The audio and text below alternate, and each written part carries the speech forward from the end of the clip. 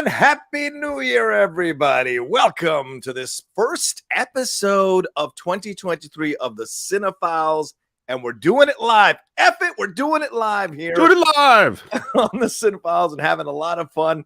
We're going to talk about the state of cinema coming out of 2022 into 2023, what we can expect, how we feel about how 2022 went, and we've got some incredible guests who are going to be joining us as well to have that conversation as we go along throughout the show. And we've got some big announcements coming about the show in 2023 and what we're going to be covering, what we're going to be talking about both this week coming up and also future episodes we got coming down the pike for us in 2023. But first, let's introduce ourselves. I am the Outlaw John Rocha, joined as always by the man over there, Steve Morris, one half of the Cine-Files. How are you, Steve? I'm good, and it was fine. I guess, am I the right half of the Cine-Files and you are the left half? Ooh, I don't know if I want to do that in this political climate, so I'll just say oh, that's a good point. That's a good point. Just one half regardless of direction is what I would say. We did a live show for Star Trek for Enterprise Incidents yesterday, and there were a bunch of people that were very upset that I was on your side of the camera, that I was on the left side, and they're like, no, Steve Morris is supposed to be on the right side. This is not. Wow. Yeah. This is serious stuff, man. Hey, lighten up, Francis. Jesus Christ. Like, who cares? Just be happy that they're on the screen at all. The people you like are on the screen at all. But yeah, there you go. Steve, how are you feeling? How was your New Year's? You sound a little stuffed up. So do you want to tell the fans who may not know what you've been kind of battling over the last couple of weeks? Well, it hasn't been that much of a battle, but as you can hear from my voice, I got a very, very special Christmas present, which is Christmas morning as I'm sitting in the house that I grew up with my mom and my sister. You should have music playing underneath this. Yeah. Yeah. I got to unwrap a COVID test that was positive. So I had managed, I literally had started to go, hey, maybe I'm never going to get this thing. Maybe I've got some special DNA that's protecting me. Nope. So instead of seeing all the family and friends and joining everybody for holiday fun, I went up to sit in my sister's house for a week by myself. Wow. Just running around like Macaulay Culkin in Home Alone, just running around there. Almost exactly like that with less slapstick. Fair enough. Well, as I said, we're talking about all kinds of things here on the show today. Thank you all so much for taking time out of your day on a Sunday, or if you're in Australia, what is it, Monday? Thank you very much for joining us. We appreciate it madly.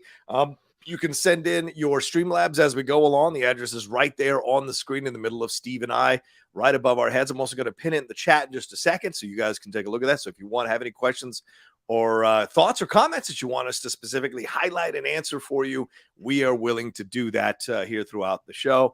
But Steve, before we get started, you wanted to start off the episode with a personal story or personal statement. So please, the floor is yours. I did. I had something I wanted to share with everyone.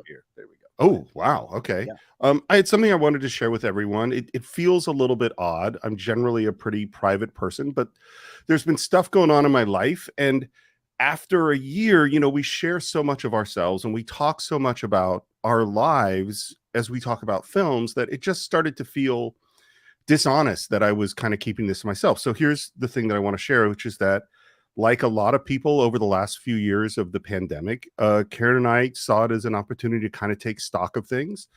And while we remained really, really great friends and we cared about each other a lot, we weren't all that happy. And so after a lot of therapy, and which, by the way, if you listen to me give ads for BetterHelp and I talk about my own experiences with therapy, this is really what I'm talking about, which is trying to work through what the stuff was in our relationship and see if we could make it better. And what we finally decided, and there was no like big upsets or betrayals or anything like that. It was just that neither of us were that happy. And we finally went, maybe we would be happier living apart. And so just about a year ago, we separated, and that's what I haven't been sharing with all of you. And the big question that we wanted to answer was, could we maintain our friendship? Could we continue to support each other as members of a family and as good parents? And also see if we could live happier, more fulfilling lives separately. And quite frankly, the answer really quickly was very obvious to us. And that answer was yes. Both of us have been much happier living apart. And while we continue to care about each other, in fact, Karen was literally just here watching our movie that we're going to be working on next week, which we'll announce later, and hanging out with Jax. We've decided to make that separation permanent. And so that's what I wanted to share. And I know this sounds like really sad news, but it really, really isn't. And we've worked really, really hard throughout this process to really try to look out for each other's feelings. And I had to say, having great friends like John and the other people that, knew about this and have supported us throughout, and in particular, haven't taken sides and have really maintained their friendships with me and maintained their friendships with Karen, has been the best. So that's the news I wanted to share. That's kind of what's been going on in my life. And I'm going to say it again. It sounds like bad news. It isn't. This is really, we believe, has been the best choice for both of us. And just to let people know, I've known about this for just a few weeks now, and I really appreciated Steve taking me into his confidence when this was all going down. I've been, a big fan and Well, you've known about it for a year. I mean, has it been a year? I don't know. Karen moved out a year ago. COVID? Yeah. I feel like I'm a space baby in 2001. I have no idea what time is anymore. But I've known about it for a while. But I've been such a fan of both of you that it's been a very awesome thing to see you guys handle this in a very mature, caring fashion. And I think that's only going to bode well for Jackson, and it's only going to bode well for both of you as you move on in your lives. And everything is stages, and so I'm proud of you for how both of you are handling it. As a guy who is not married and never been married, never experienced it, but of course feel like I'm married to my current girlfriend. I have to say I'm my current, Jesus Christ, my life partner, I should say. So before I get a brick in the head, I have to just respect what you and Karen have done. So much love to you guys for sure. So thanks. Yeah. So if you guys want to send stuff, comments or whatever in for Steve, please feel free. Also, you can send it to his social media as well. I'm sure Steve would appreciate any words of support and positive thoughts and comments you might have for this situation. I mean, it is, just one more thing I want to say is that, please. Of course, Karen and I met in 1988 and started dating in 1991. Yeah. So, and the thing is, we were kids and we just changed. People change. And we looked at our lives and suddenly went, oh, we want different stuff. We want to live in different ways. We want to, and that I really think, and the thing, and I'm just going to say it again, we have a great group of friends, and the amount of support and the fact that nobody has tried to take sides, nobody has tried to pit us against each other. Everyone is, it's been great. It really has been a great transition. Yeah. And, for people know, and people followed me, our group of friends is like 75 deep. And we've gone through a few divorces over the last few years. Some of them that didn't happen, Right. Exactly. All right. So we found our way through it. So this is a very positive one for sure. Philip saying, wow, as a person with 3 ex-wives, Jesus Christ, that is truly an amazing and rare example you and Karen are setting. Impressive. Well, there you go. Thanks, Philip. Yeah, Philip, trying to be the male Elizabeth Taylor over here. All right, respect, Philip. All right, so Steve, we should bring on our first guests, or our first guest at least, and then we've got a second guest waiting as well. But let's bring in our first guest, who I think we can say is an honorary member of the Cine-Files. I think he's been on so many times. He is currently the co-host of Enterprise Incidents with you. He's, of course, a well-renowned movie critic, pundit. He was just on KTLA for a whole week talking about all the great movies that are come out. He is always on KTLA. He just was there consistently for a whole week talking about all this kind of stuff. Man, we both love and respect and admire very much, and a guy who a lot of people in the sphere pay attention to when he talks about movies, and we're very honored that he's taking the time to hang out with us today. Ladies and gentlemen, the movie Mance himself, Scott Mance. Hello. Oh. Is this theme on? Well, hey there, my friends. Happy New Year to you. Steve, I mean, look, I just saw you yesterday, so true. What's up, buddy? But John Stephen Rocha. Hello. Happy friggin' New Year to you, my great dear friend and brother. I love you a million times over. Ditto. And I'm assuming that your ears must have been ringing yesterday, because when Steve and I were doing our live Enterprise Incidents, the number of times in which I said that this would not have been possible if you, John, did not bring me onto the Cine-Files to do that first deep dive into the Wrath of Khan. Enterprise Incidents never would have happened. So I am so beyond grateful to you, Johnny, for just your friendship in general, but really for making this happen. I mean, the joy that I've gotten out of this is knows no bounds. So I am beyond grateful to you. Thank you, my friend. Well, look, it's very kind of you to say that, but if you hadn't said yes out of the kindness of your heart, because remember, I was just getting into the business and you were a fast friend, which I always appreciated, the fact that you were willing to come on. So give yourself a little more credit, brother. You're a very giving person, and I appreciated that you were willing to take a chance on a new podcast and meet a new person like Steve at the time. So thank you, my friend. Well, if everyone who's watching this live already knows what I'm about to say. Everyone's going to be watching later or listening on the podcast version of the Cine-Files. Yeah. Also probably already knows this, but I have never had more fun talking about movies with two greater true cinephiles on the Cine-Files. I mean, nowhere else do I have such a more rewarding conversation about movies with two just super great guys who I consider really, really good friends. I mean, the Cine-Files is where it's at. And, I know, Johnny, that one time that I Steve put together a live show because you weren't feeling well that week. I had the COVID. I am dying to return to a true episode of the Cine-Files where we can do a deep dive into a film, and I think you know what I want that movie to be. Yes. So I'm not going to now. I'm not sure which movie we've talked about the most that we haven't actually done, but the odds are it's this one. Yeah. And I think we're going to talk about what our director deep dive is going to be this year. We're going to talk about some other plans, but I think when we get past that, man, it's time. We have to do it. We talked about it forever. 100%. Can't wait, gentlemen. I agree. This Philip says, Rocha, please share your top 3 TOS episodes real quick. Yes. It is Space Seed, and Space Seed. There you go. Question answered. No, of course, there's 2 other ones, but yes. For right now, we're focusing on the movie stuff, and I'll swing back to that as I spend a little more time thinking about it. But I think you can find that with the episodes that I guested on with these 2 gentlemen on Enterprise Incidents. I chose those episodes because they are my favorite episodes, and these 2 were very kind to let me come on and be a guest on their show. But we're here to talk about the state of cinema, and Scott Mantz, got to go back to you and talk about this. This is something you know very, very well. You're well-renowned in hosting the Q&A, so you've got this in-depth conversations going on with all of these directors, producers, actors from multiple studios, multiple genres of films. You're incredible for doing that. You're criticizing this stuff. You're offering your analysis of these movies.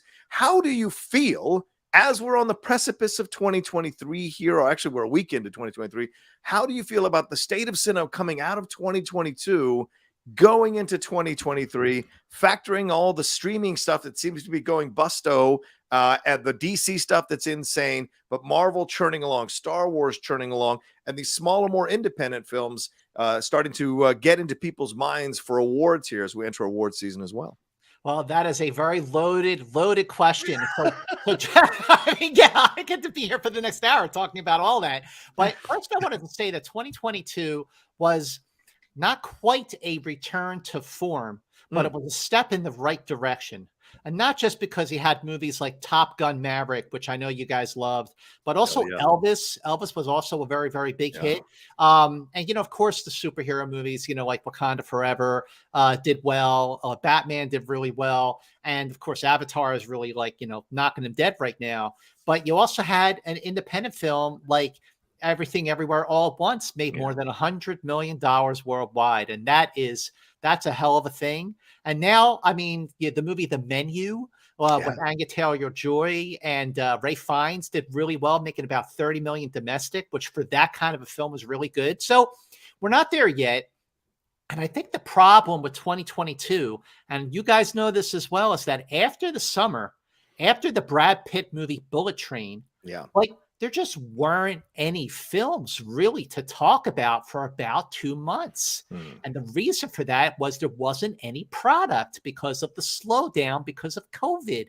So all the we're back, with the movies and everything talk that happened over the summer, that kind of came to a screeching halt because there were no movies until like Black Adam and Wakanda Forever. So So with the state of cinema, I think that 2023 is looking for a big step in the right direction. I mean, who knows what independent movies are going to come out of the woodwork at the Sundance Film Festival in a couple weeks. Right. But you've got the new Scream film. You've got John Wick 4. You've got Mission Impossible Death Reckoning 1.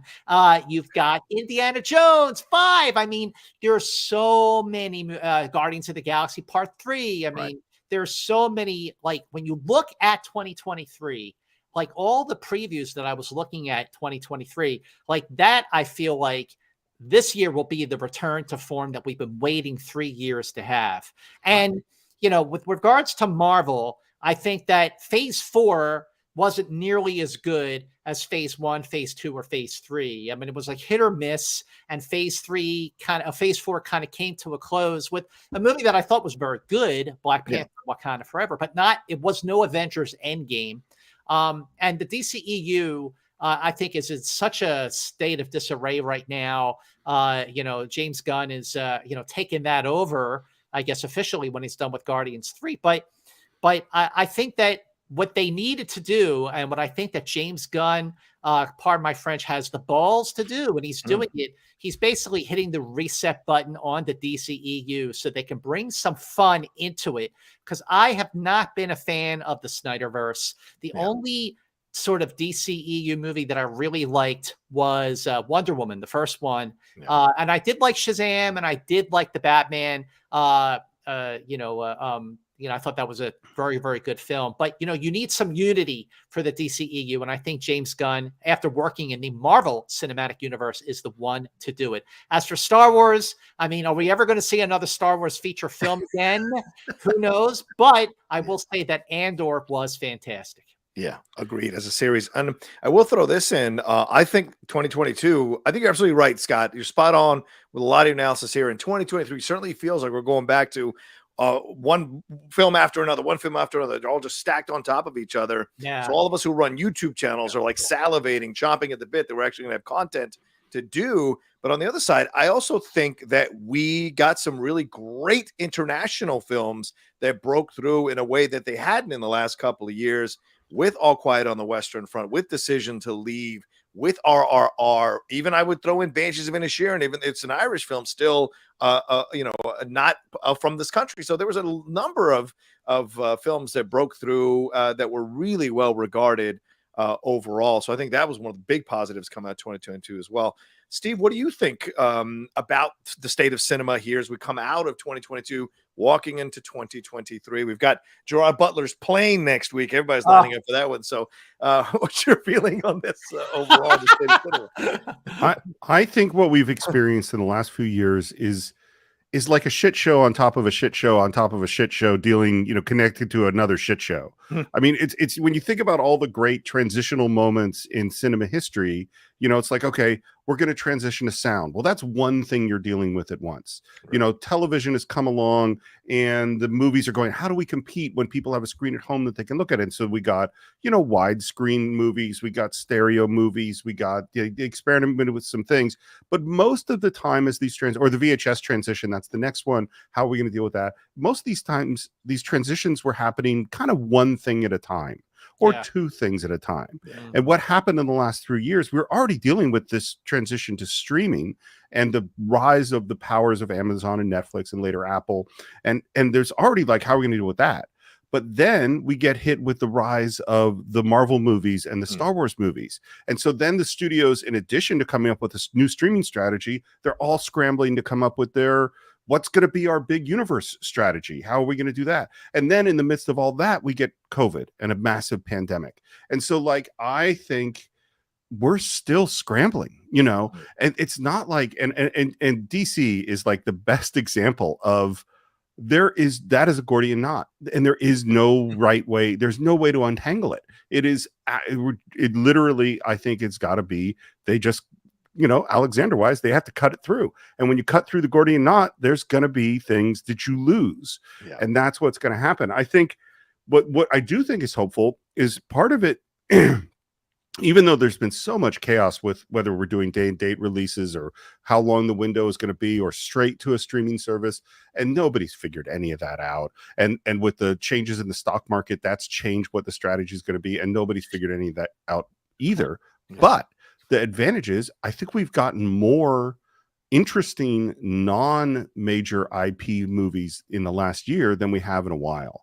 You know, with movies, you mentioned The Menu, but there's, you know, and there's movies like Banshees of Inisherin you mentioned, and Nope. And it's like, these are movies where, oh, people are actually going to make some interesting stuff, and there are audiences for it because of the streaming services. And I think that is a hopeful sign, as much as some of the other things have fallen away. I totally agree with Scott, and I know, John, you feel this way too about Phase 4 of Marvel. I also think, you know, the amount of average Star Wars we saw, or even not very good, is a lot, considering we were watching it almost every week until we get to Andor, which I think is fucking brilliant. So I think there are lots of signs. But then the other thing, of course, is that some of these movies that we thought were really good, or some of the shows like Andor, didn't apparently do as well as some of the things. You know, there's some terrible stuff that seem to do much better. So it's a lot of chaos, I think. It's that narrative is changing as people have been home for the holidays and stuff like that. The numbers are starting to pop back up for Andor, so people are discovering it, and certainly Star Wars and Lucasfilm and Disney are pushing it strongly. Scott, would you say, because we had other guests to come in, I want to ask you a quick question before we do that.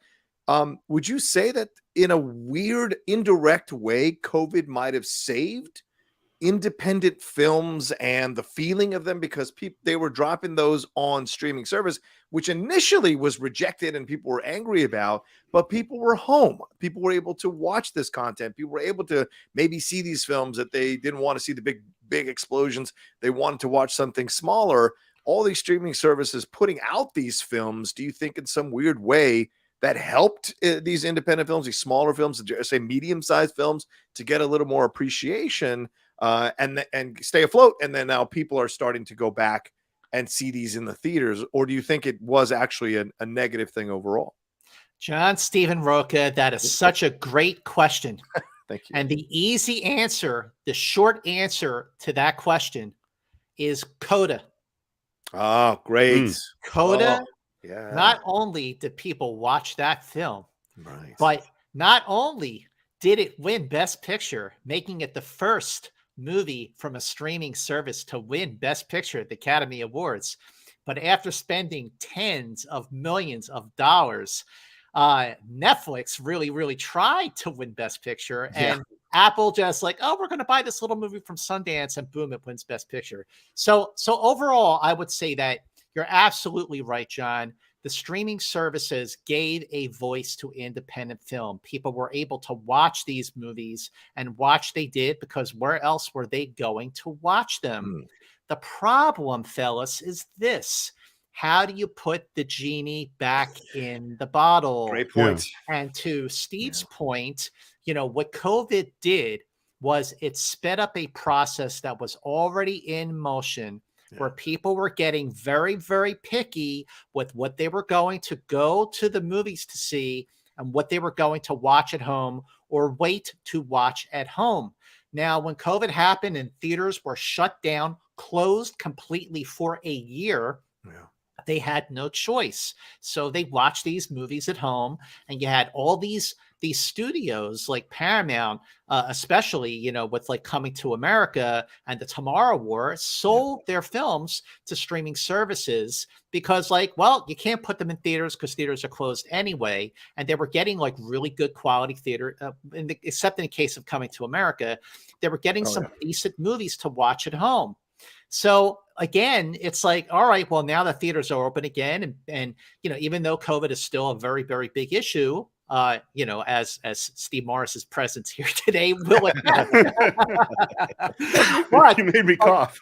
Steve, I have to say, you sound better than you did yesterday. So I feel like you thanks. are on the mend.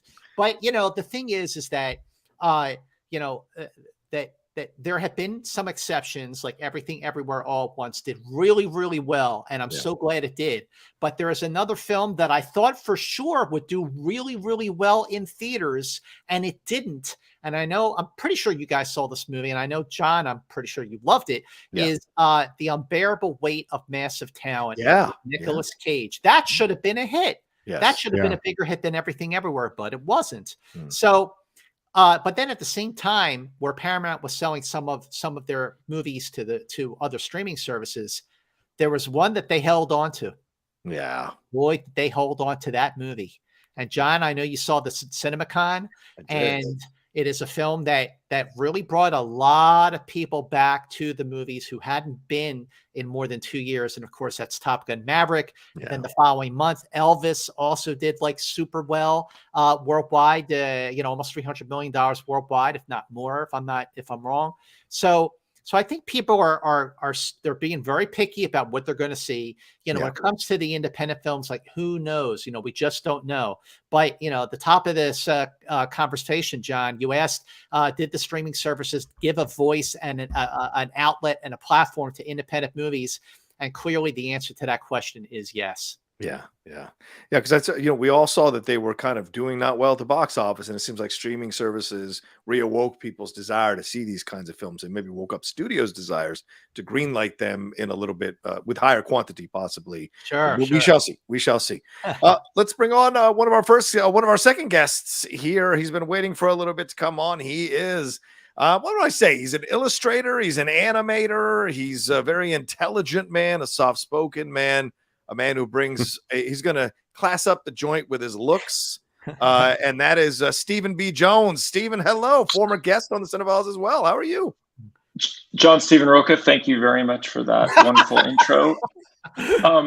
I'm a little disappointed because I thought you were introducing me when you were talking about Scott Mantz. That's the unofficial third member. But then I had to realize, I'm like, oh, wait, all right. Scott does have a whole other podcast with Steve. So that's fair. Thank you for that kind of intro. Well, I see you wearing the France outfit there. Nice stuff there. What's up there? It's just I need to get the one that has 2 stars. This one's 4 years old, so it's actually just got the 1 star. I was very much hoping for the 3 stars, but we'll have to, Kylian Mbappe is 4 years. I think he'll still be playing 4 years from now. So I agree. Before we talk about John, how did you feel about the World Cup? I love the World Cup. I thought it was great. Unfortunately, I didn't like where it was held, and there were issues going on with that. But I think there's a great 30 for 30 documentary coming about that whole situation that I think will be a fantastic one to watch for sure. And there's a new one coming about the European Super League on Apple TV later on this month that I think people are going to enjoy. I've already watched 2 episodes of that one. So yeah, good stuff. Well, FIFA is such a classy organization. I'm sure like Russia 2018, Qatar. I think North Korea's next, right? Is that where is Jesus Christ? Yeah, there you go. Steve, you're on the show here. You've been a guest on the Cine-Files before. What are your feelings? You're an animator. You've of course dealt with animated series and all that. Like, what is your feeling coming out of 2022 here into 2023 about the state of cinema? The three of us talk about film all the time. Steve, you're on the other side a little bit. What is your feeling about it? Well, I got to say, John, I'm a little unprepared because Steve Moore, I was really all set to talk about that first opening shot of Mad Max where it opens on the Hall of Justice. It says a few years from now. So all right, if I can just pivot 43 years into the present time. I don't know if I can add anything to what you guys said, except maybe just to bring in, it's interesting that animated films still exist. They still have a little bit, they're still in a little bit of rarefied air, right? Like, it's an excuse for people that view them only as children's entertainment. It's an excuse to like get your kids out of the house and have something to do, right? And they're still highly visual. So it is, like there's still a decent chance to get people into the theaters, but at the same time, we saw during the pandemic that if studios didn't feel strongly enough about them, they were streaming, right? Like Soul came out streaming because there was really no other choice at that point, that time during the pandemic. And then, Strange World's an interesting film, like that the general consensus is that sort of just misses, and I'm not sure if that's because, I don't know, Disney has always struggled with anything that leans into boys action, right? It's like the smartest thing they ever did was to buy Star Wars and Marvel, and just to recognize that they didn't know how to do it. So let's just spend as much, let's just spend $1 zillion to get people that already know how to do it and then just let them do it and stuff. And so I think, and what else did we have? Oh, well, I loved The Bad Guys. I thought that was I did too. Great, I liked it a lot. DreamWorks film. And I'm really, but I've been very wary of, I think the last movie I've seen in the theater this year was Top Gun Maverick. I've still been a little bit wary to go back into the theater, as like, I mean, both you guys have been going to the movies, and you've both both you guys have gotten sick again this year. I'm a little wary of bringing COVID back into my household and I hate it. I mean, as soon as I got a driver's license, actually, as soon as my best friend got a driver's license before me, I've been going to the movies probably like once a week since 19. And so I think like it's been hard. I think The Gentleman was the last movie that I saw in the theater before the pandemic. That was that's like the classic. You didn't know what your last movie in the theater was going to be. Right, I mean, I'm happy that it was. I love The Gentleman. We could do a whole Guy Ritchie episode. I'd be quite happy to do that. But then I think The Batman and Top Gun are the only movies I've seen in the theater in 2022. Wow. And I'm chomping at the bit to go back. I might try to see if I can pull off, since I work from home, maybe I can try to pull off like going to a Tuesday morning Avatar, because I would like to see that. You really in the need theater. I think you need to see it in a nice theater. I think just visually, Steve, and knowing how your brain works, you can ignore Mr. Mance's antic gestures over on the side there. I think visually it is absolutely mind-blowing. Yeah, I've seen it 3 times now in 4DX in the screening, and then ScreenX. I saw it in ScreenX. They have one 10 minutes from my house. It is a visual masterpiece, an utterly visual masterpiece. And I think the story is better this time around than the first time around, for sure. Okay. Can I just say one thing? Because I didn't like the first one that much. No, go ahead. No spoilers, Mr. Mance. I know you have like I know that there's something wrong with your wrist, but first of all, Stephen, like you mentioned animated films. I just wanted to throw in 2 animated films that you have to see. One of them you can see from home. Yes. And it is my favorite animated movie of the year by a mile, and that is Guillermo del Toro's Pinocchio. 100%. It's great. But John, what a friggin' movie. I was blown the frig away by that film. Steve Morris liked it too, just FYI. Oh my God, it's amazing. It's amazing. But I loved it. The other film, Steve, I want to say is Puss in Boots, The Last Wish. The Last Wish. I did not expect that movie to be as strong as it is. It's way better than the original. It's darker. It's more mature. Visually stunning. And for my money, more visually stunning than Avatar: The Way of Boredom. Which I gotta say, guys, confession. I went to see it a second time, and about 90 minutes in, I said, I think I'm good, and I left. I just want to go back to Pinocchio for a moment.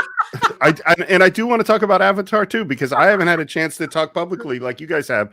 But so I watched Pinocchio literally yesterday with my son, and my son is basically resistance is the most normal thing to all things I want to do with him.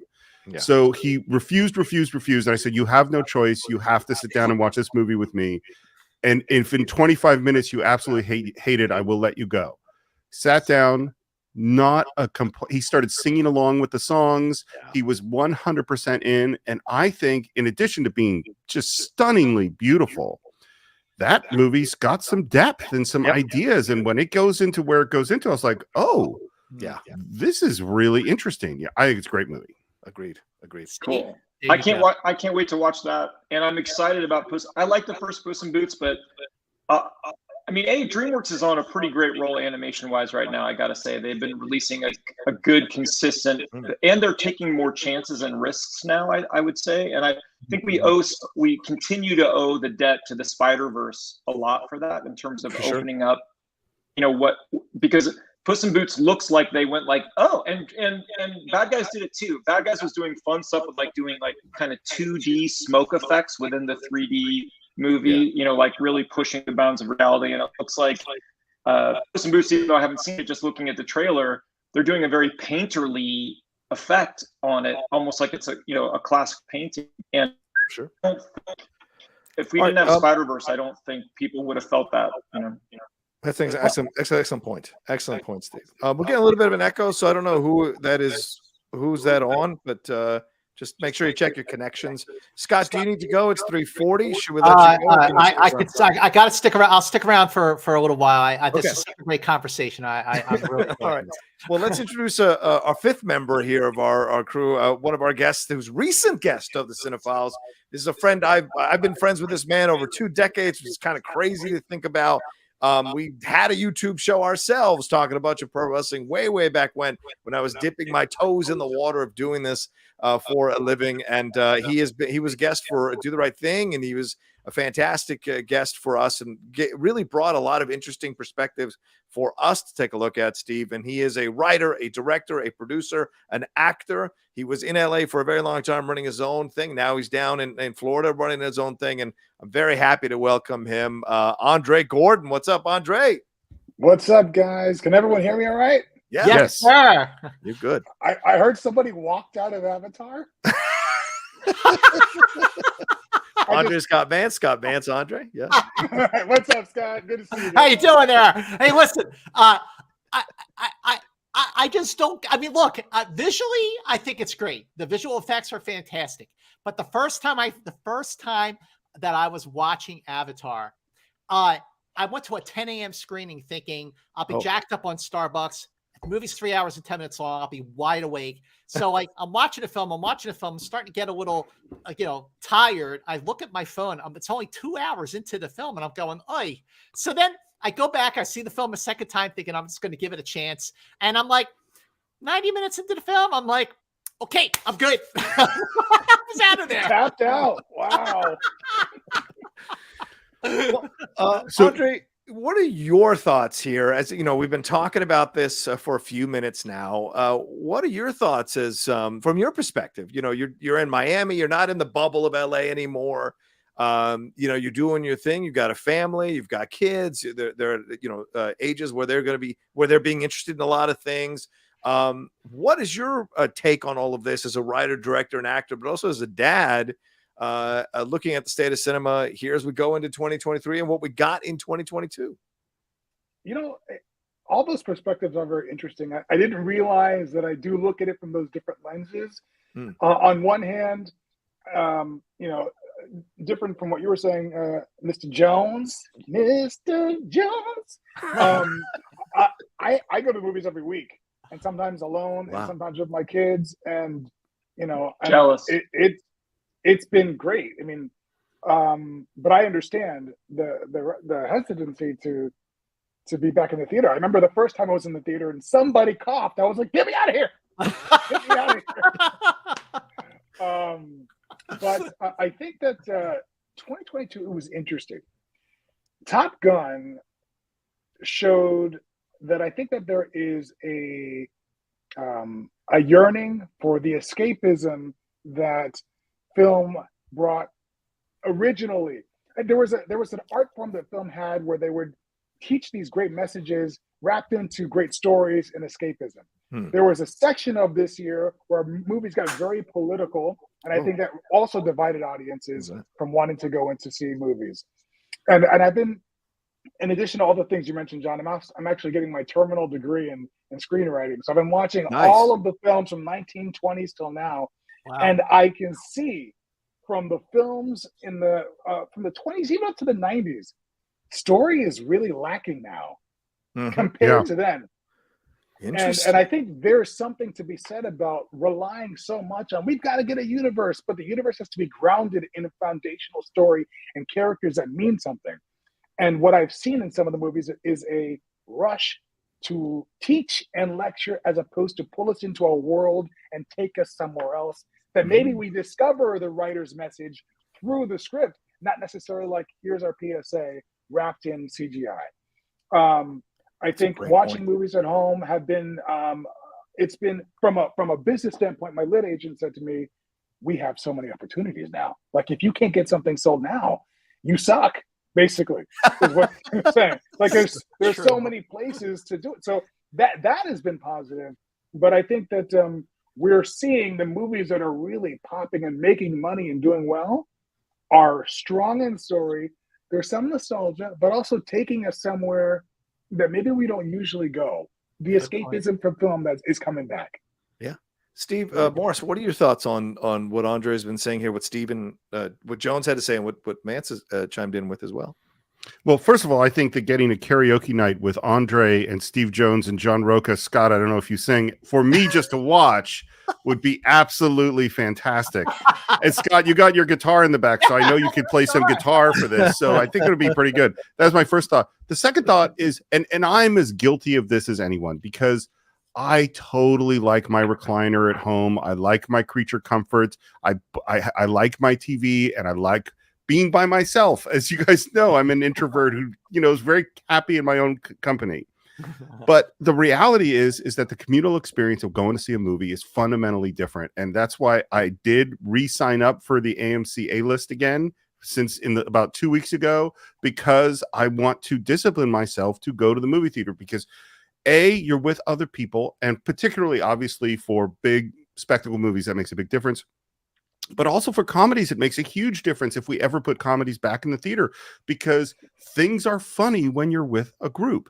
Yeah. And the other thing is that it changes the way I observe the movie, because frequently movies, when I'm watching them at home, if I'm not preparing them for the Cine-Files, is not getting 100% of my attention 100% of the time. Right. And when I go to see the movie, it is getting almost 100% of my attention 100% of the time. And that doesn't change the movie. It changes me. It changes my experience. And so things like Top Gun Maverick and Avatar being the biggest two examples of films that people went, I want to see this with people. I want to be in that big screen. I want to have that experience. And I mean, particularly post-COVID, I want to be where the people are.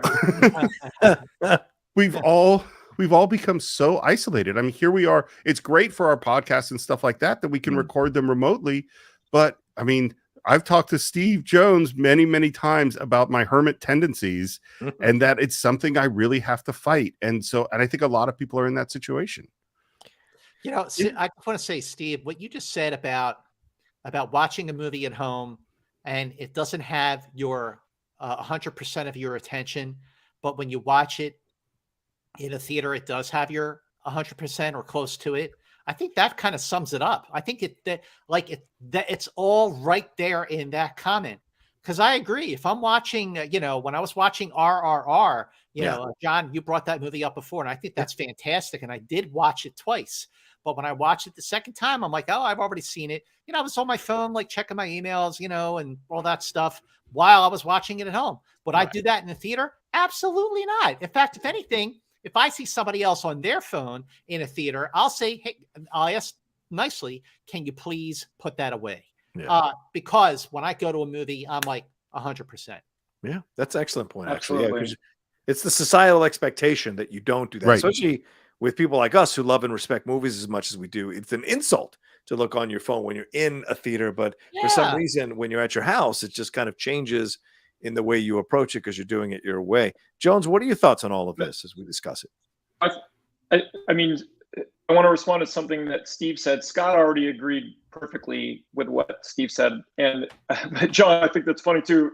When I watch movies with my partner, Leisha, like if I pick up my phone, just even if it's like someone texts or something like that, she'll be like, do we need to pause? Like she becomes like the person in the theater that's like, that's great.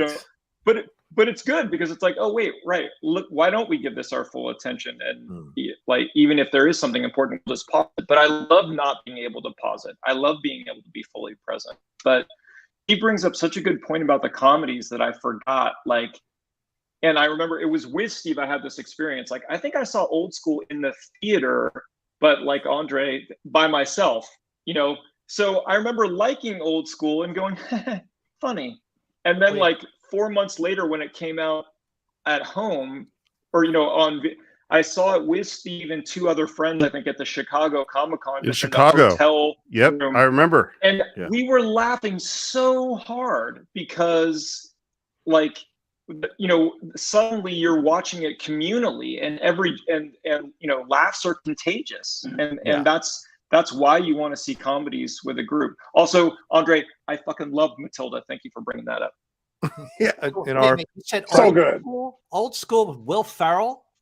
Is that Yeah. the one? Yeah. That came out in Yeah. 2003. That I think someone on the live chat, correct me if I'm wrong, but I think that movie came out in 2003, which makes it a 20-year-old movie. That's crazy. I think it qualifies. In that movie, that was one of the first places where I appear on screen getting run over by the van that's plowing through the. Yeah.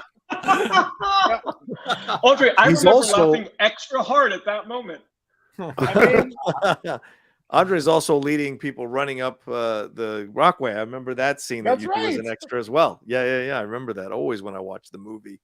Yeah, that one Remember qualifies, that Steve. kind That of- one's 20 years old. That one qualifies, I think. For the I love Old Cine-Files. School, man. We'll have to take a look at it for sure. Tank the Tank? Is that his Yeah. name? Frank Yeah. the Tank. Yeah, Frank the Tank. Yeah. That's right. Getting in butt It first. feels so good when it goes down your throat.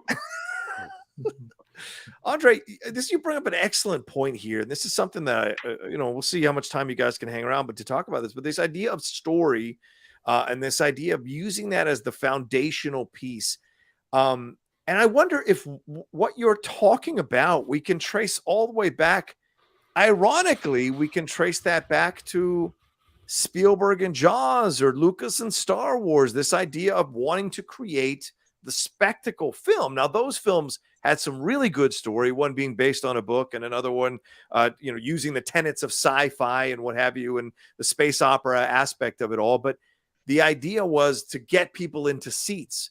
And that seems to be what studios focus on more and more. Now, award season time, of course, they're like, hey, have you met my cousin who's from France or whatever? You're like, hey, I have credibility, but mostly they're focusing on making this money at the sacrifice possibly of story. Is that what as you're doing your studies here and you're looking at all those kinds of, is this what you're seeing that's missing from our entertainment? And of course, 2 of our greatest filmmakers, in Lucas and Spielberg, maybe an indirect and unintended consequence of their success is what we're seeing now 4 or 5 decades later.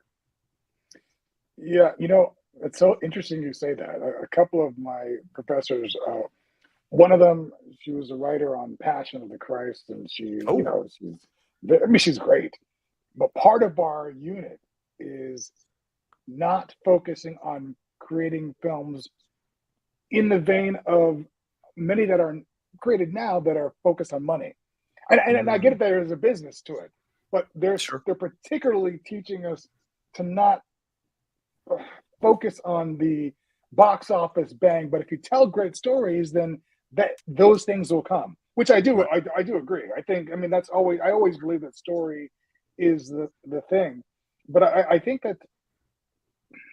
there is such a need to recap the money lost over the COVID closure that they're swinging for the fences every time. And when you try and swing for the fences each time, you're gonna strike out. And we're seeing a lot more strikeouts than we are home runs. Yeah. And I think that the swings are lacking technique. It's just like, okay, maybe this will be the big one. Maybe this will be the big one. And we're not getting it. Can I just jump in? Sorry, can I just jump in real fast? Yeah. Everyone who's listening to the show has heard me mention this idea, my crazy idea of the great movies that ruined Hollywood. And I think where it actually comes from is a book that I know Steve Jones has read that has come up a couple times, which is Understanding Comics by Scott McCloud. And Steve's right on the same page, is that one of the chapters he has, it's a brilliant book on comic books, but it's called The 6 Steps. And in the 6 steps, he says, these are the steps to becoming an artist. And they are surface, where you're just kind of learning what the surface is, craft, structure, idiom, form, and story. I think that's a form and idea. And what he says is that when someone comes to the point where they've really discovered who they are as an artist and create a new idiom, well, at that point, that's when they become a big hit. But then once the imitators come along, they only imitate the surface. Right. They only look at that top layer.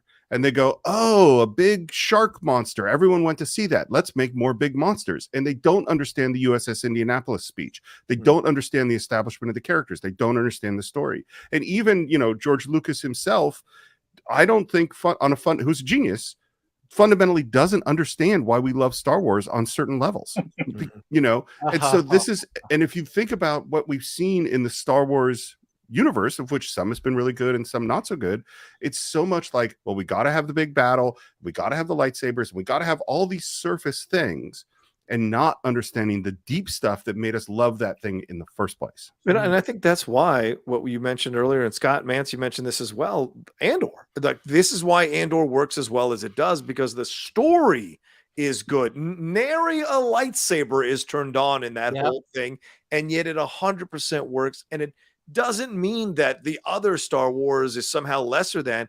It's just this goes back to what made Star Wars work, which is a good story first and foremost. Right. You make an excellent point by referencing that, Steve. The imitators look at the surface. That's the story that works. I would argue that's one of the reasons Top Gun Maverick is so beloved by people, because you could argue that story in the first one is pretty flimsy, and I love it. For nostalgia, it's my top 5 favorite 1980s films. Absolutely, personally, not technically or construction wise, but looking at Top Gun Maverick, this is a man looking back on his life, the mistakes of his life. This is a man coming to terms with closure. This is a man dealing with the ramifications of having lived a life in a certain way and being open to seeing the ramifications of it, not trying to win, trying to understand, really sensing what happened and what he's done and how that has reverberated and echoed throughout his life. I think of 2 scenes when he jumps down as he thinks he's escaping from the younger daughter of Jennifer Connelly catching him, and she catches him. And the look on his face and her face and what she says to him, don't hurt her anymore. And it was like, damn. And you felt that. Tom Cruise looking through the fucking window as Rooster is playing on the piano, remembering his best friend, remembering a time when he was young and the world was his oyster, and he fought through the things that he fought through, but the price that it cost him, right?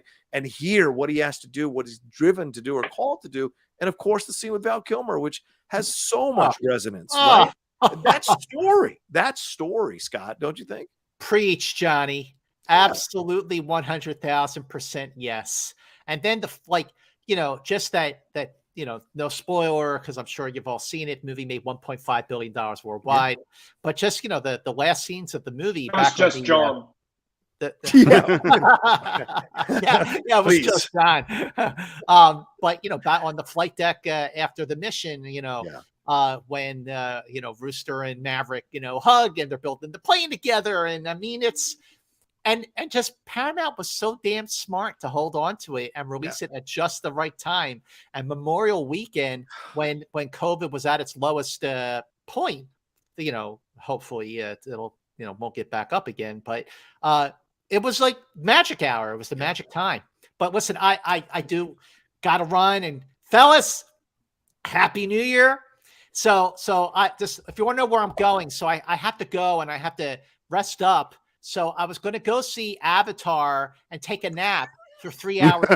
And I'll be well rested for the rest of the night, man. Well, Scott, tell people where they can find you and where they can find the stuff that you're working on, please. Just real fast, hit me up on Twitter and Instagram at Movie Mance. Do check out my other podcast with Steve Morris, Enterprise Incidents, and fellas, happy movie watching in 2023. Stay safe, stay healthy, and keep getting better, and keep going boldly, Steve Morris. See you, Scott. See you, Scotty. Thanks so much, brother. Good stuff there from Scott Manson. Yeah, guys, if you live in the LA area, Scott, you definitely should follow Scott, because he always announces when he's doing his Q&As, and maybe you can catch him doing Q&As and stuff, and you can tell him how much you loved him on Enterprise Incidents or the Cine-Files. Steve, you want to chime in on some more stuff here? I know we're probably losing Andre very soon. I don't know how long Jones can stick around. So is there anything you want to ask, Steve? I've been asking all the questions, so I apologize for that. Please. Well, I do actually. Well, I want to say one thing on Maverick is the thing I think they did was so brilliant was they made a story about a guy trying to figure out how to change while remaining essentially who he is. Yeah. Right. That's what makes that movie work so well for me. I'm curious about what everyone is looking forward to most. Andre, I know you have to go soon. What in 2023 are you most excited about? I am very interested to see where Superman, where the whole reboot is going. The rip off the Band-Aid, clean slate. I know there's an uproar about it, but I'm curious to see where that goes, and I'm interested to see what type of films have theatrical release versus streaming release. I notice at the end of the year, the window between streaming and theater is very close now. I mean, they're giving it a really short, limited, specific time in the theater only. So I also want to see where that goes, but I want to see where the reboot goes. I want to see where this reboot goes and how the fans either keep screaming, or if they're like, okay, you know what, he was right. Well, good question, Jones. Okay. Well, I'm cognizant of Andre having to go, so I don't want to keep him on here extra to answer my question. All right, I guess just speaking, Steve said it perfectly with DC and this Gordian knot, right? Like, and in some ways, doing this reboot with James Gunn, I don't know, it's probably way riskier than trying to take what has worked and keep it along, And it's ironic because Phase 4 has introduced the multiverse to Marvel, and that may very well be the way that they're able to like cherry pick what they want from Fox, and anything X or Spider related or whatever. And we'll have to see what Marvel's able to do in Phase 5 if they can rebuild some of what seems to be a general consensus of people, regardless of my own feelings about it. There seems to be a general consensus of people feeling a little let down by a lot of Phase 4. So, but with these, I mean, Black Adam is not a perfect film, but there's a lot of things that I like about it. And really, there is almost nothing I like about it. I'm going full Mance on you for this one. I thought that was a heinous, terrible movie.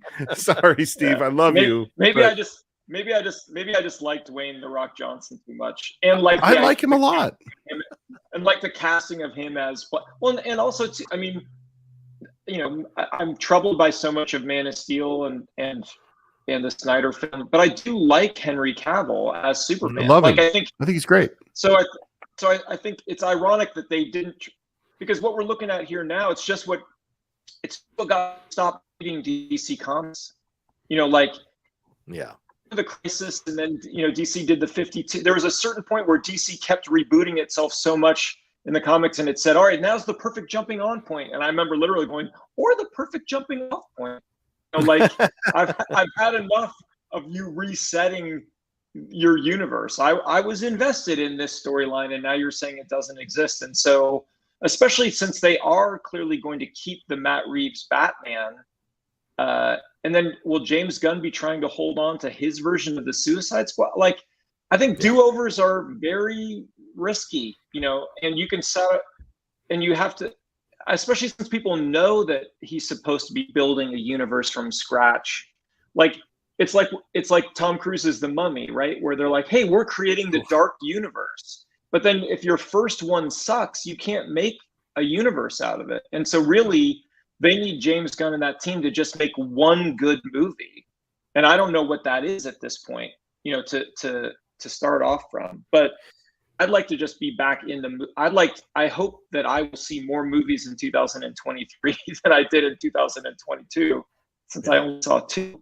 And I'm resolved. I'm resolved to walk that line. I'm resolved to walk that line between YouTuber and reviewer, and it's not always the same, because just because you review films doesn't mean people are going to watch your reviews unless you talk about the big films. But I see all the stuff that's coming out in 2023, and there's a lot. And I'm very excited about a lot of the studio stuff, certainly the Marvel stuff and the Mission Impossible, but also Creed 3. Really curious to see what Michael B. Jordan does as a director with that. But I'm also trying to make myself see these smaller films, because I missed a few of them, and I'm catching up on all of them now over the last couple of weeks. That I think it would have been nice to see those in a theater, or to see them when they came out and really catch the zeitgeist of people talking about it. And so this is what I'm looking forward to in 2023, being challenged to look at not just American films, but international films as well that are coming out that are going to break through and get seen. Because I used to love to go see international films. And so getting caught up in this business over the last few years, you're pressed for time all the time. It's like, well, are people going to watch this if I do this? And it's like, I'm letting all of that go for 2023. so I can start looking at all of these films and reviewing them. And like Andre was talking about, story building up to spectacle. But for me, I need more of the foundational structure of reviewing to build up to what I really want to do overall. So those are the things that I'm focused on in 2023 in terms of the movies that I'm looking at as well. And Andre, what you said, I've bought a new computer, a smaller MacBook Air that is solely for me to write, and I will be writing scripts. I will be writing stuff. I have made a goal of mine to sell a script by the end of the year. That's the goal of mine. And if it's going to happen, who knows? But it's going to happen. I am resolved to make it happen, and I'm speaking out into the universe. So I hear you about story. I'm also going to be analyzing that stuff as well. I got your back, Johnny. You know, if you need anything, let me know. Of course, always. I love you, man. All right. Is there anything, Andre? You got to go. So, is there any final things you want to say before you leave, brother? Yeah, before I hop up, I just want to say the things that I notice always do well are stories about sacrifice and redemption. Yeah. If you have those two elements, I feel like it resonates with more people than not.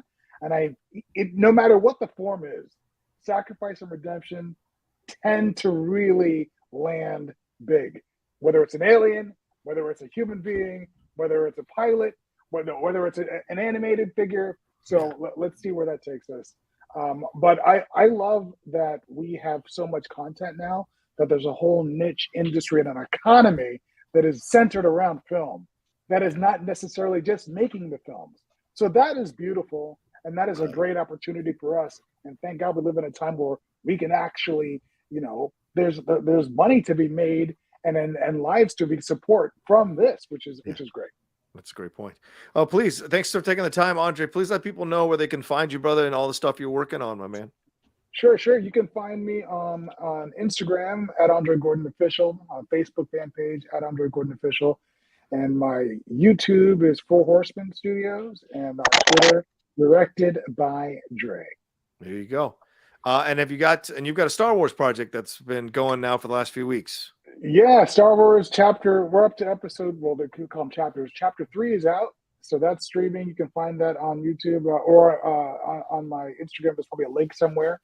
And then a mini series that we just finished called Wreck-It Becco. And I have a couple new spots. I have a new commercial series coming out with Carl Winslow, Reggie. Nice. So that'll be fun. That'll be fun to see. So awesome. Stuff coming out. All right, well, we got to get you back on the Cine-Files, so we'll be reaching out to talk to you about some films in the future for sure. Looking forward to it, man. All right, thanks, Jeff. Good to see you guys. Andre. See you, brother. See you. I had a couple of thoughts that it's fun having these groups with all these great people talking because so many things pop into my mind. And the first one that popped in my mind is I realized an advantage of going to see a lot of movies is when you go to see a lot of movies, and I know this sounds weird, but there's something great about the fact that your standards can go down because like in a way that I read, as you guys both know, I listen to tons and tons of books, usually at like 2.5 times speed. And because I go through them so fast, I'll read a book that I wouldn't normally read. And maybe I don't love it, but I find something interesting about it. I learned something new. I have a different experience. And it's because my standards aren't actually that high. If you're only going like Steve to 2 movies a year, well, man, those better be great. They better be the most important movies. But if you're going to a movie a week like we used to back in the day, well, there's this movie. I'll go see it. And maybe it'll be great and maybe it won't. And that's okay. Like there's sort of a different thing. The other thing I just wanted to bring up because we were talking about 2023. There are 3 movies that I've been thinking a lot about in 2023. Okay. One that I am super excited about and have very high hopes for. One that I really want to be good and very curious about whether this director will make this kind of movie well, and one that my heart is weak and I'm afraid to have it broken again. And those 3 movies are the one I'm most looking forward to that I have the best feeling about is Spider-Verse. Yeah, I think the first Spider-Verse is one of the greatest animated movies ever made. I think it might be the greatest superhero movie ever made. I absolutely love it. Super excited about the new Spider-Verse. The one that I'm really curious about is Oppenheimer. Yeah.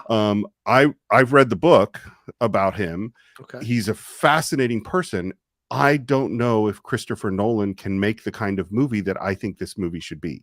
Ooh, really? Because Christopher Nolan is such a spectacle. I mean, I have mixed feelings about Christopher Nolan. Was Memento spectacle? Absolutely. Well, that's why I'm curious. It's like, Okay. can he go back to making a personal character story that deals with serious themes in a serious way, rather than an overwhelming experiential thing that doesn't always hold up to the most scrutiny? And of course, the one where my heart could easily be broken is Indiana Jones. Like, I mean, I watched the trailer and I was watching it like, this kind of looks good. Yeah. It looks kind of good. Like, what's going to happen here? Well, it's Mangold, and he did a great job with Logan. Absolutely. So you hope he can bring that magic to send one more crotchety old dude out into the sunset with a great ending, and you hope he'll do it here. Right. Steve, my thoughts on what you just said, working in reverse order. Indy part is pretty broken, so I'm going kind of with an open mind, because like, I actually have a good chance of being pleasantly surprised, because I'm going. Like, I should probably watch Crystal Skull right before I go. You know what I mean? I feel like you should. I feel like you shouldn't at all. And then, yes, I think you and I have a lot of similar feelings about Christopher Nolan. Spider-Verse, my friend of 20 years, Joaquim Dos Santos, is one of the co-directors of the second film. That's a friend of yours? Oh, wow. Yeah, he didn't do the first one. That. He produced, he co-produced the Tron show. He was a huge, important executive producer on Legend of Korra. I've known him since Justice League Unlimited. He directed some of probably your favorite episodes of Justice League Unlimited, like Double Date. I don't know if you remember that one, where like the Question and Huntress go out and fight Green Arrow, and so he's ridiculously talented. So the fact that he's affiliated with the sequel has me very excited. But you make a great point, Steve. Like, I remember I used to go to the movies not just every week. Sometimes I go in my lunch hour, working at an animated studio, and if it didn't grab me, I'd just leave after an hour. I'd be like, well, I should probably get back to work rather than stay late during my lunch hour. But back to something you guys said before, and then I'll let you go. But everything John was saying about Top Gun is so interesting, and Steve said this too. It's fascinating what they did, because they essentially kind of went, what happens if you have a character like Maverick? He doesn't really grow up for 35 years. Usually, if you ever would revisit a character or something like that, or do that, he would have learned, ostensibly, he should have maybe learned the lessons at the end of Top Gun. It's almost like they said he didn't really learn the lessons at the end of Top Gun, and he learned some. Kind of like, right. But he learned about being a wingman. I mean, but he essentially, we come back to him sort of having never learned, which is why he hasn't really advanced in his career in the different stuff. Right, he stayed the rebel. He stayed the maverick. Yeah, exactly. It's a little bit of what J.J. Abrams was kind of trying to imply with Han Solo and Force Awakens, now that I think about it, in terms of like, what happens if like a leopard can't really change their spots, And I think Maverick did that so well. And just to the thing on bringing up with Andre with writing with Andor, it's like Andor could be set in Europe in the 1930s or in America in the 70s or 80s. Like they just basically did a really interesting thing about how do you exist in this political environment, and then it just happens to be in a bunch of familiar space environments. But there's none of the royal families in there. There's no lightsabers. There's only one droid. There's not too many people even in alien makeup. I wish there was a few more, but then that's tough. Like, I guess, that's what Star Trek TNG had a lot of. Like, okay, well, we've got a lot of people in funny hats. But right. So it's going to be fascinating to see what I think really what these next 2 years bring in terms of, right, as you guys attest, COVID does not seem to be over. And so we can't just run willy-nilly back into the theater the way that we used to. And I miss it and really want that, and then there's so many big tectonic shifts like Steve brought before. Really, you have one big tectonic shift going on at a time in any industry or in any culture, but to have so many happening at the same time, it's very unpredictable. And especially, something that's becoming a big thing that's being talked about in my community, and this is going to affect film too, is with AI. You know, what is going to happen when people start, Boy, especially, I mean, I can't think of any place that would want more than Hollywood, you know, film studios and like the executives there going, can we just press a button and have someone give us a blockbuster formula script? You know, like, and like, can we just feed in all the screenplays from the past 100 years of all the best blockbusters? You know, that's what that's why I think is ironic, which is why I didn't jump on that trend of putting AI pictures of yourself up. Because if that thing goes forward, dude, a lot of those people who put those pictures up will be out of jobs. And let's see how quickly they're going to put those pictures up again. AI is something that I have feared for many years, and I know in a playful way, actual AI, but the usage of AI in a real practical way, absolutely. If already actors are paid less than they've ever been paid before, we may have a writer's strike coming up here in May, possibly, if they can't come to terms with a lot of these streaming situations and situations like Zaslav canceling shows that are already shot and ready to go, or taking them off that have been on their streaming service so they don't have to pay residuals. Like, there's all kinds of stuff where they marginalize creative so that they can make as much money as possible and pay creative as little as possible. AI would absolutely make that happen. And I think there's a generation coming that won't have an issue with it. And that's really my biggest fear, because for them, they won't grow up in that situation where it's all practical. It's much more all AI or computer generated.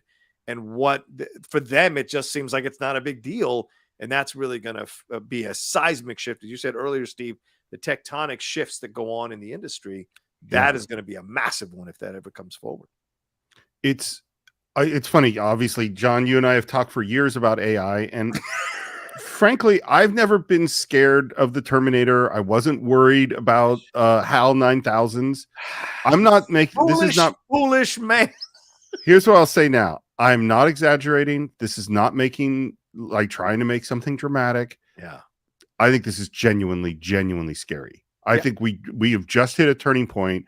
I don't think the robots are going to come to life and kill us. I do think a shit ton of us, and it's 3 of us right here, could be out of a job. Sure. It is reached a level, you know, the water level has come up where there's all sorts of people who are writers and artists who are already have lost their jobs. I mean, and the thing is, it's happening really, really fast. And as a teacher, like, how you're going to deal with plagiarism rather than some student who says, make me up a page. I've been watching friends use this stuff for art and use this stuff for writing. And when I've read you know, I'm not an artist, Steve could judge better than me, but when I've looked at the art, and certainly when I've read the writing, I've gone, this looks like work done by a basically average, you know, maybe semi-pro or almost pro. Yeah. That's really fucking scary. I think Philip brings up an excellent point here. Talk to a kid in my family circle who did not know there were actors in Avatar, thought it was all CGI. So this is what I tell you. There's a generation coming where that's going to be the norm, not the exception to the rule. And that's John, you make a really other good point too, in terms of generationally. We already saw this kind of, if you go back to even just Napster, right? Which is that the internet kind of gave birth to, you know, like, it kind of starts with teens, right? There's a sense of entitlement as a teen when you're like, well, you don't own anything, and so therefore everything belongs to you. Like, teens are who started, you know, back when we were kids, like bootlegging tapes and like, oh, well, I'm going to go to this rock concert and just bring my little recording, you know, like, we used to record, you know, each other's vinyl and trade it with each other on cassette. But if you were an artist, you probably were like, man, that's a royalty. I lost those assholes, and not, you know, like, and we were kids at the time, not thinking we were doing any damage, you know, but then that turned into Napster. And now we have, like, my daughter's a teenager who loves to draw. And just like me and my friends that learned to draw, she's in that phase where I learned first by tracing. You know, I would take my comics and I could take tracing paper, or I get a ballpoint pen and a carbon thing and I trace it and stuff. And then you sort of try to pass it off until your friends around you go like, did you trace that? And you're like, well, yeah, you know, and then you're like, all right, I got to learn how to draw if I want to get those kudos that I'm getting. And I see my daughter having that same sense of like, well, let me just use this rough reference from someone else. I'll re-ink it, I'll recolor it, I'll everything. But she didn't start from scratch. And what we're seeing in a lot of the comments, I'm really proud of how all of my artistic industry has risen up really quickly. They're trying to get a lobbyist. They're trying to be really loud. They're doing a pretty good job of pushing back hard. And so far, I'm encouraged by what I'm seeing. But it might just be, unfortunately, to what Steve is saying, just holding back an unstoppable wave. Because if you're saying, because kids, they just want in. You know, young people want in, and they don't want to be told it's going to take you X amount of time to master a skill or to be able to buy a house or to do a thing, you know. And so they want it now. Fuck you, old guy. I don't care about why you had to spend a decade to get good enough to get in and another decade to get really good. You know, like, I want in now. Yeah, for sure. Oh, you muted yourself, Steve. I don't know how you did that, but you muted yourself. Maybe someone for AI shut you off. I think it was the AI. I think the AI did it. But then, I mean, this is the big point. This kind of work is hard. And with my son, trying to encourage him to do the hard work, well, he doesn't want to do it. And so you offer him an opportunity. Oh, I could have this. I just told this thing to make the thing I want, and now I have it. Yeah. 100% true. Yeah. All right, guys. Thank you so much for having me on. Even though it turned out I didn't get Scott's intro, I got an even better intro. So thank you for that, Mr. Rocha. Thank you, brother.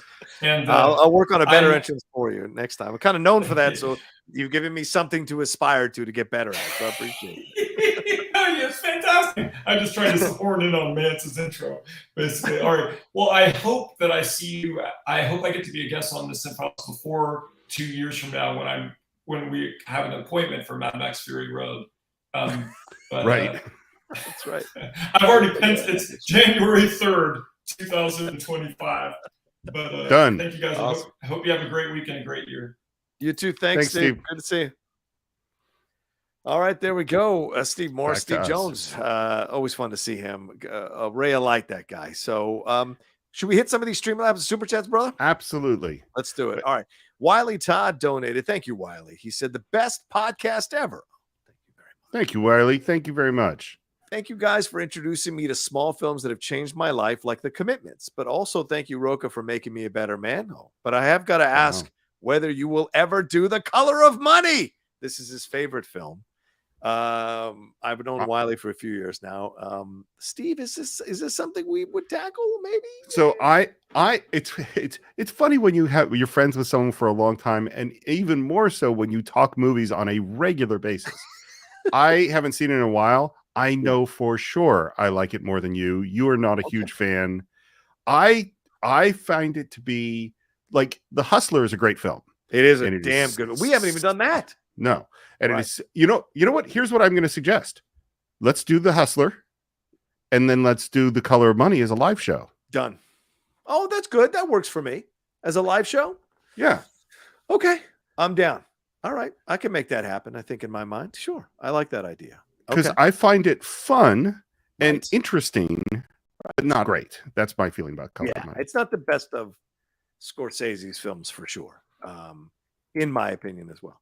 All right, let's see. What else have we got here? Philip, I got to circle back to that one. J&B says, can we hope for Rocha versus Mance 3 on Settle the Score, or Rocha, Steve, and Scott rumbling on Settle the Score? Would love that, and thanks for all you guys do. Thank you, J&B. And yeah, he's talking about Matt Nost's show, Settle the Score, where you battle over score from movies, scores from movies or songs from movies. Have you been on it, Steve? I was on it once. I was so nervous about it. Matt wrote and asked me to come on, and I was just like, I don't think I'll be good at it. Like, I just don't, like, I'm not good at recognizing tunes. Yeah. And then I did end up having fun. I didn't win, but I did okay. And, sure, who knows? Yeah. I'm down. And I would totally take on Scott. It would be a lot of fun to play Scott. But I might be playing somebody else later on this week. If the schedules line up, we're planning that right now. Wayne Edwards says, thank you for sharing the news, Steve. That took courage. As a divorced man who considers my ex-wife one of my best friends, I hear you. Much respect. I wish you both the best. Thanks so much, Wayne. You know, I have to say the universal support we have gotten, Yeah. there has been just amazing. Just, you know, and so thank you. That means a lot, Wayne. Thank you. Absolutely. Thank you, Wayne. Appreciate you sending that in. Wayne also sent in a Streamlab, and he said, as much as of a movie fan as I am, I saw more great TV last year than ever. So much well-written content. That being said, I saw Top Gun Maverick and Avatar: The Way of Water 3 times a piece with friends and Wow. family. Both of those films are experiences. Yeah, I agree with you on both points. I have found, even now, discovering some, like we just watched Loot. We just finished watching Loot. That was so much fun on Apple TV. We loved Slow Horses. Some great writing that went on in that show as well. But there's a lot of fantastic TV and other shows that have come over the last 12 months, Steve, that were pretty fantastic and well-written shows. I think so, and I think it's the place where more, because you're not just competing with the huge franchises like in movies, Yeah. and you don't have people trying to hit the ball out of the park, and you are trying to get diverse audiences of different ages and different interests. It's Right. allowed TV to be a lot more interesting. Like The Bear was a fantastic show this year. Yeah. There was a whole bunch of great TV this year. Yeah, absolutely. Bears one we have to catch up on as well. We haven't watched one episode of that. I gotta make her sit down to watch at least one episode to see if she likes it or not. And there have been comedies like Abbott Elementary, I think, is a deceptively I've well heard it's great. show. I haven't watched it yet. I've heard it's great. I think you will get a lot out of that show. I was putting that out there for you. Fantastic 314 says progress always comes with sacrifice. I remember when my dad would shake his head about the tech I grew up with, and how I shook my head at the tech my sons grew up with. I remember in my day has real meaning. Of course, it's the circle of life. It's absolutely true. It's funny. I'll real briefly, the big lesson I had when I went back to doing Aikido after a few years off, and really when I started teaching. Yeah. I remember I had one experience where I came in and I had the perfect lesson plan to teach this technique called Kodogashi. I was like, it's going to be the best. And I went over and over it. And I taught it, and expecting that at the end of the class, the light bulbs would all go off and all the students would get it. And you know what? They totally didn't. Wow. And what I learned from that, it's not that it was a bad lesson. It's that you don't learn everything all at once. You learn by showing up on the mat and doing it over and over and failing and incremental improvement. And that's how you grow. That's how you and I have grown on the podcast. That's how you grow in everything. It is, yes, you'll have moments of epiphany, but it's showing up and doing it over and over and over again. And that world is, maybe that's dying with the way our technology is. So I really agree. Yeah, you have to be getting on top of stuff. All right, real quick. It is Space Seed, Amok Time, and the Menagerie, right? That's the one I did, right? Menagerie parts 1 and 2 with you guys. So those are my top 3. The Menagerie is number 1, Space Seed number 2, and Amok Time is number 3. So there's your answers there, Philip. So those are great answers.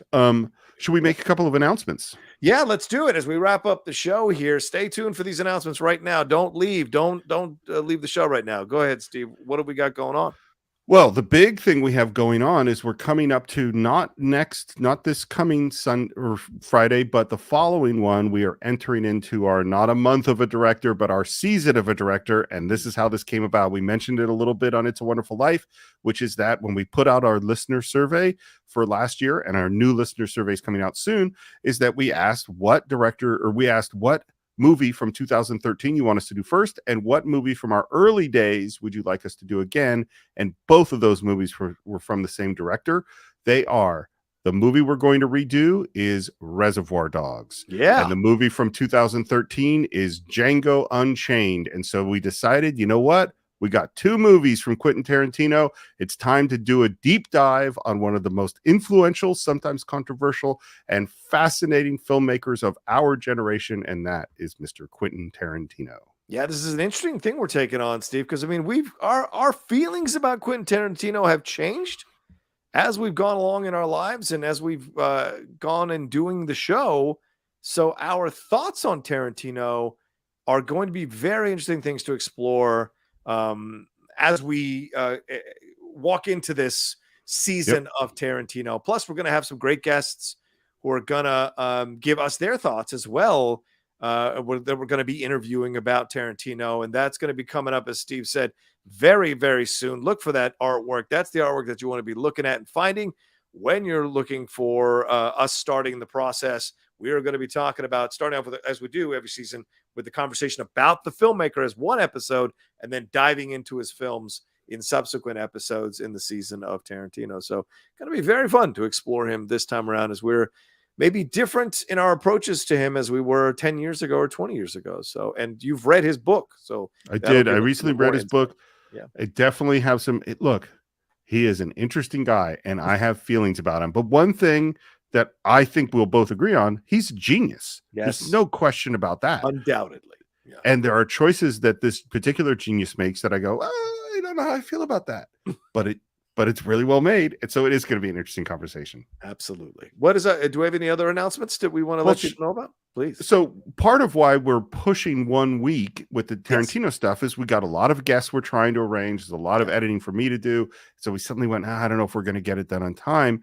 And you suggested that hey, let's pivot and do something fun. Yeah. And the movie I literally just watched, and is so much fun, that we'll be doing next week, is John Hughes' Ferris Bueller's Day Off. Yeah. This is a staple of my teenage years. Yes. Ferris Bueller's Day Off.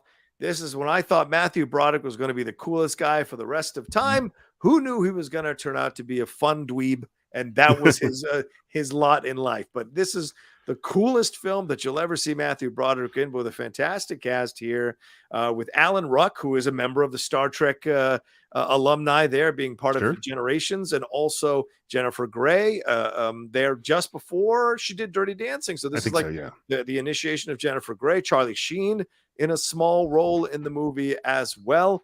And there's a rumor that they're doing the sequel, or they've been announced that they're possibly doing a Ferris Bueller sequel that will be focused on the 2 parking attendants who take the car and take off with the car. And I can't believe they're going to do that, but that's what apparently is going to be what they're working on, of course. And this one tied into another guy. Like we talk about the season of Tarantino, we could easily do a season of Hughes, John Hughes, doing so many incredible films. This being one of his, jewels in the crown of John Hughes for sure.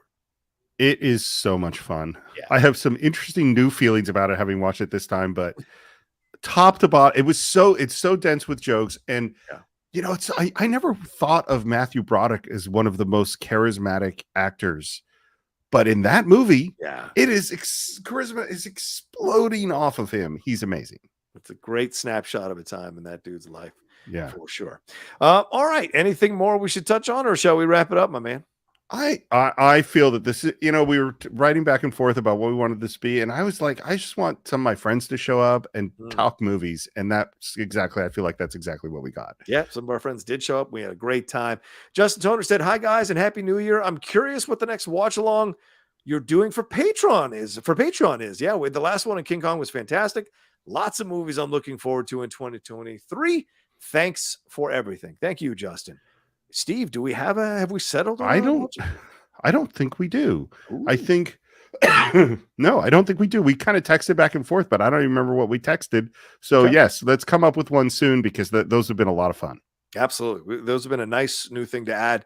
And for those of you who aren't a member of the Patreon, listen, you love watching our show. You love listening to our show. We're going into 2023. You've paid off your bills from Christmas. You got a little bit extra lying around. So why don't you support us on the Patreon? We got multiple tiers with great benefits, as Justin just mentioned here. A watch along every month, and we're doing now for the patrons for them to enjoy. You get to, if you hit the top level, you get to select a film for us to do, and you get to send in your thoughts on the film that we play during the episode as well. So you get to be famous in a certain way by being a part of the show in that way as well. And you can head on over there to patreon.com/the Cine-Files with no space to see all the tiers there to support us in the multiple ways that you do. We also have the Cine-Files shorts, which we like to take your suggestions and do Cine-Files shorts every week based on those suggestions as well. So come and join us on the Patreon and help us get to more people involved in the Patreon and build out the Cine-Files community even more here into 2023. Absolutely. All of your support has been great. You just reminded me, John, that, we don't have a short for this week. We're going to have to record something. I don't know what that be. So we got to figure out our short. We got to get going on Ferris Bueller. We got to jump into Quentin Tarantino. and we got to figure out our next watch along. There's a lot of work ahead for the Cine-Files. Yeah. Did you enjoy a break? Because it's fucking over. Yeah, it's work time now. Absolutely. And this is, of course, the end of the first week back in January. The wheels are moving now. We're back starting Monday. Definitely get all this stuff in motion for sure. All right, Steve, please let people know where they can find you and all the stuff you got going on. So SR Morris on SR Morris on Twitter, SR Morris1 on Instagram, and of course Scott Mance was on talking about Enterprise Incidents, where we have concluded the original series. We have done our wrap up of season 3. We just did our top 10 countdown, which was a very surprising and interesting episode. That was yesterday. That's up now, and we are about to jump into the animated series. So Star Trek the animated series is coming next on Enterprise Incidents. Nice. A lot of fun there. And as for me, and for the show, where can they find us on social media, Steve? Yeah. Cine_Files on Twitter, Cine-Files Podcast on Instagram, and of course they should subscribe to it at your subscriber place like iTunes or YouTube, Stitcher or Spotify. And if you haven't left a review, we'd really appreciate one. Yeah. And Cinephiles.net, you can download or stream the movie. There you go. That's what I was going to add in. Thank you, Steve, for adding that. As for me, you can follow me at The Rocha Says on Twitter, Instagram, and TikTok, The Outlaw Nation on Twitch, my own little YouTube channel, youtube.com/John Rocha Says, if you want to see all the stuff I'm doing over there and all the shows I've got going on, and my other podcasts, the Geek Buddies, the Hot Mic with Jeff Snyder, and the Top 10 with Matt Nost for sure. So, all right, take care of yourselves, you all. Be well. Have a great rest of your Sunday. And get ready for all kinds of content coming from the Cine-Files here in 2023. We love you. Peace.